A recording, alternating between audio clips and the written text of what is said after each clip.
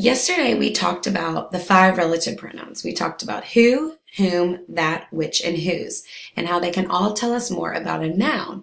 And I told you that today we would learn when to use who or when to use whom.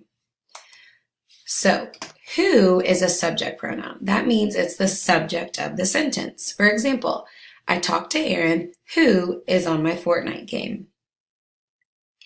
But whom is an object pronoun, which means it's used in the predicate.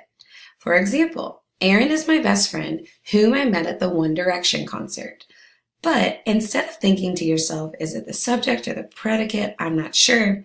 There is a fancy trick that I want us to learn today, and that is what I call the M trick. So, whenever you're wondering whether to use who or whom, you need to ask yourself the question and rephrase the sentence. If you can answer the question with he, or she, or they, use who. But if you can answer with him, or her, or them, use whom. So it's the M trick because there's an M in him and an M in whom. So let me show you an example. Jesse, blank we all voted for, is the class president. So what I want to do is I want to reword it and ask myself, who did we vote for? Well, how would we answer that? We would answer with, we voted for him. Therefore, since we use him in our M trick, we know we need to use whom.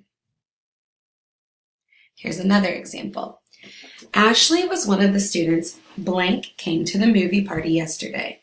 Again, rephrase the sentence, ask yourself a question. Who came to the movie party yesterday?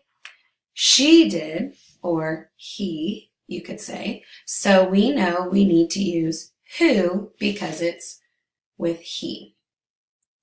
Here's one more.